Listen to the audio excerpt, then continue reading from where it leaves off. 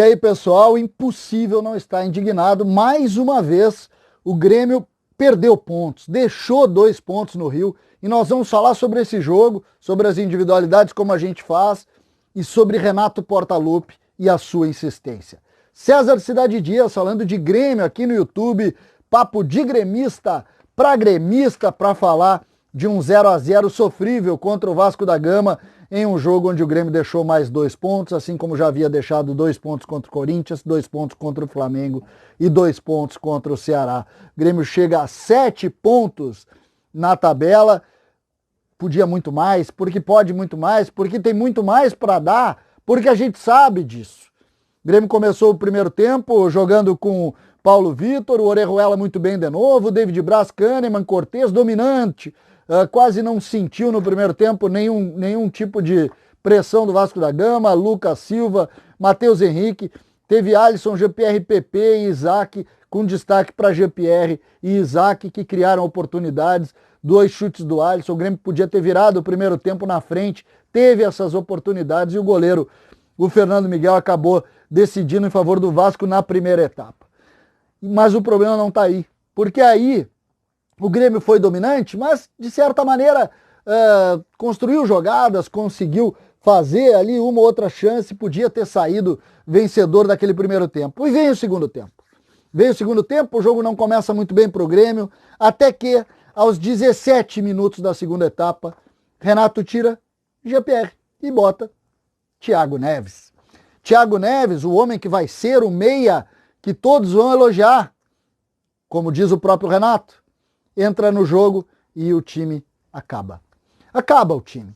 E aí o Vasco da Gama, que é um time bem organizado pelo Ramon, que é um time mas sem nenhuma grande peça, sem nada, começa a pressionar o Grêmio e só não vence o jogo porque o Paulo Vitor faz um milagre num chute de um menino, um dos meninos que o Vasco botou no segundo tempo. Exatamente isso. Uma atuação assustadora. E para completar o quadro, ele colocou quem? Tassiano. Claro, Tassiano. Entrou o Jean-Pierre, entrou o Thiago Neves e também entrou o Tassiano. E aí é o seguinte, quando tu tem sempre as opções de Tassiano e Thiago Neves, e tu coloca em todas para jogar, e não dá certo, e tu repete, a culpa não é minha. A culpa não é de você, torcedor, que está indignado nesse momento. A culpa é do treinador, que insiste em colocar situações que não vão dar certo, porque é a 4ª vez que não dá certo.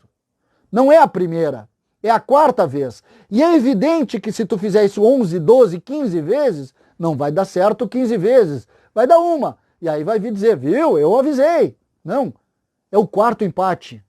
E é o 4º empate cujas soluções são as mesmas. Às vezes não entra o Thiago Neves, mas sempre entra o Tassiano. Às vezes não entra o Tassiano, mas entra o Thiago Neves. Às vezes entra os dois. E o resultado é o mesmo. O Grêmio ganhou um jogo nesse Campeonato Brasileiro. 5, ganhou 1. E ganhou em cima do seu centroavante. Vocês lembram aquele primeiro tempo contra o Fluminense lá, gol do Diego Souza. O Grêmio fez 3 gols no campeonato. E as soluções para mudar o jogo são sempre as mesmas. São as mesmas. Hoje ele colocou ainda o Gui Azevedo, faltando poucos minutos, tocou uma vez na bola, colocou o Everton, que tentou, mas já num time bagunçado, sem organização. Fica difícil da gente avaliar, fica difícil da gente concordar, fica difícil da gente até pensar numa situação para colocar para vocês. Indignante, porque não pelo rendimento do time, o primeiro tempo do Grêmio não foi ruim, o Grêmio controlou. Indignante por quê? Porque a gente sabe que não vai dar certo. A gente sabe que essas soluções vão dar errado. A gente sabe que a contribuição do GPR é melhor do que a do Thiago Neves. E por que insistir? E por que insistir? Onde é que está o dirigente do Grêmio agora para olhar lá e dizer, vem cá, cara, isso aí que tu tá fazendo tá errado, meu. Nós vamos fazer um conteúdo sobre isso, porque chegou a hora do Romildo. Chegou a hora de dizer, cara, isso aqui tá errado. Isso aqui não vai dar certo. Isso aqui não está dando certo. E por que que em uma linguagem mágica vai dar certo? Se tudo, o roteiro é igual, a receita é igual. Se eu botar sal num bolo, vai dar errado. Se eu insistir colocando sal naquele bolo, vai continuar tendo gosto de sal. E a situação tem se repetido. Então, Ou o Grêmio toma pé e começa a mudar suas lógicas, ou sempre que se plantar batata, vai se colher batata. Isso é a lógica da vida. Isso é a lógica da vida. O Grêmio tem possibilidades boas? Tem. O Grêmio tem grandes jogadores? Tem. Isso é que dá sustentabilidade para o Grêmio. Hoje, o Grêmio foi melhor que o Vasco da Gama? Foi.